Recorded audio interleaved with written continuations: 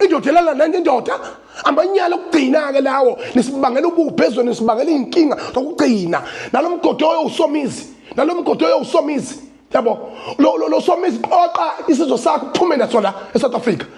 sizolunqwasa bukhoma ke manje ke sizolunqwasa bukhoma weyitabani wezinja wemgodoyi usithi Golofu ethu imvunulo iyo yonke into igugu la kwaZulu jikelele lomgodoyi wesitabani asifune ngisho inhlawulo kodwa simfisela nje ke ubhubhane ukuthi azokwazi ukuthi ke lesi sitabani sithatha imvunulo iphelele kwaZulu inja nje lento edeserve ukuboshwa udeserve ukuboshwa ngoba phela sokwayizwe eliboshwayo noma kuthiwe ukuxoxa naye ngoba awukwazi ukuthatha imvunulo yamakhosi imvunulo yesilo noma kuthiwa namalini iphelele yonke injoba injalo especially thina kwaZulu angazikeleke kwaXhosa nasemampondweni ngoba ngibone nomunye sitabani lesesinye sifaka imvunulo yamampondo namaXhosa angazike mhlawumbe noma lo into abayijwayele nabo sebamukela cha thina la kwaZulu lutho ke ngeke sisemukele boyilwela nabo uma ukuthi ke ukuthi ke bakubona ukuthi ku wrong kodwa lakithi 100% wrong akungingizwa akucatshangwa sesithule kwanele manje hambani nekulumeni wena nikhompozele yena imvunulo uma ngabe ngisho kuma fashion shows if une designer ethizo icreateile wayipatenta lo designer yakho ibelonga kuwena lo design unamalungelo ayo sinamalungelo emvunulo thina njengoZulu sinamalungelo okuvikela into eyisasa lethu neqiniso lethu yabona nanje ngoShembe njengoba uShembe ekhona nje ngeke ayivumele ukuthi kutholakale umNazaretha umuntu evunule wayesefaka umNazaretha bese enza noma yini avunule ngemvunulo kaShembe bese enza noma yini ewuhlobonga neucindezela phansi isikompilo lenkolo yakwaShembe ngeke amaNazaretha ayivumele leyo nto nathi ke siwuZulu sithi ngeke siyivumeke leyo nto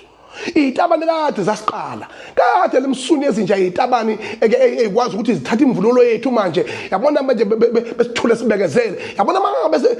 senikhwelana ngayo ke manje ke nithatha imqhele amayaka yako umqhele nezingwe neinsimba zakithi nameve bubesi niyokhwelana ngawo indodelana nendoda amanyala okugcina ke lawo nisibangela ubuphezulu nisibangela inkinga zokugcina nalomgodoyo usomizi nalomgodoyo usomizi yabo lo somizi qoqa isizwe sakho uphume nasona eSouth Africa phuma naso la eSouth Africa isizwe sakho asandingi la sizolunqwasa bukhoma ke manje ke sizolunqwasa bukhoma weyitabani wezinja wemgodoyi ngoba inini nesukela nisukela uZulu nisukela ibutho lakwaZulu futhi gana itabani phindelani kwela kini usomizi oqibutho lakho uhlangana leceleni futhi wena somizi ngwenyanya kabi ngoba wena sifika thina la sibanjwe inkunzi siZulu ngaze ngayisho mina ngathi mina umadoda sengamabhinqa sabanjwe inkunzi sisaphatha umfana wakhe omncane wasenquthu usithi Golofu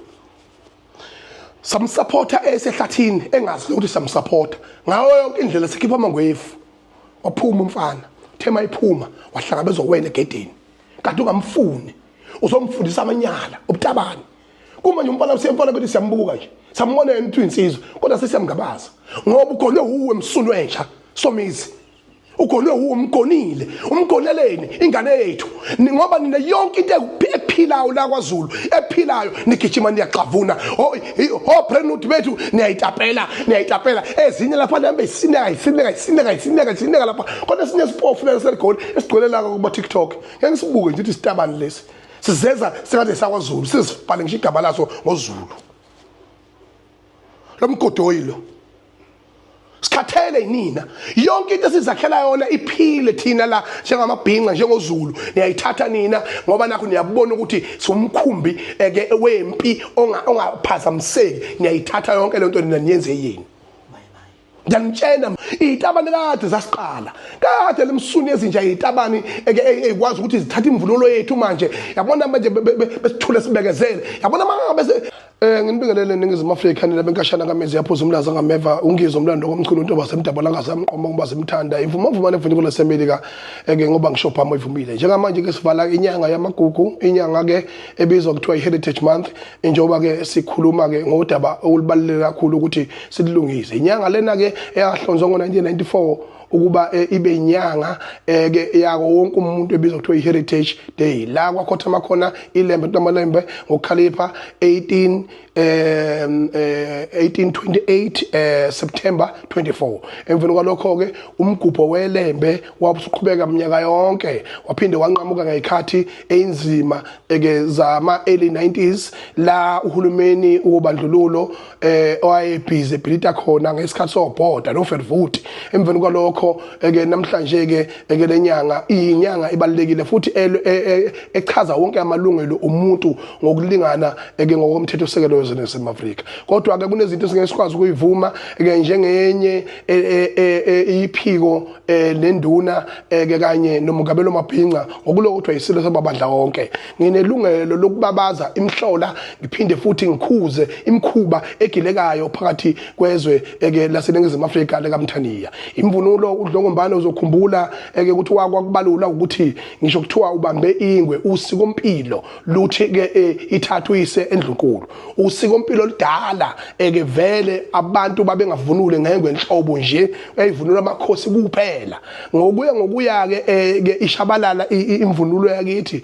abantu ke bagcina ke nabo sebeyivunula ke ngengweke. Kodwa ukuvunula kwabo ngengwe akusho lokho ukuthi ke bangaphezulu kwesilo noma sebeyisono uqobo. Ngakho ke ukuhlonipha kwemvunulo ngoba ke njengoba kuthiwa ke umqophi wenjobo ayibhinqe nabaningi. Umqophi wenjobo ayibhinqe nabaningi okusho ukuthi kubalekile ukuthi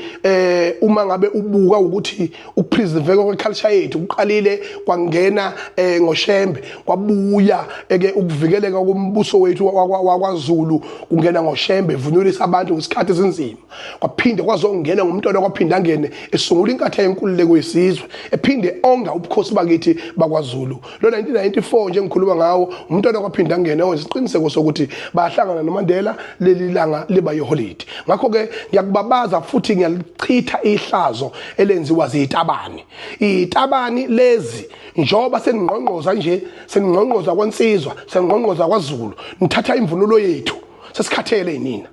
Kade sinibuka nichachaza ngoba nanikezwa uhulumeni wenu uThabo Mbeki wathi amadoda wagana nodwa edakiwe uThabo Mbeki wathi amadoda awalala nodwa uMgabe phikisa lokho wathi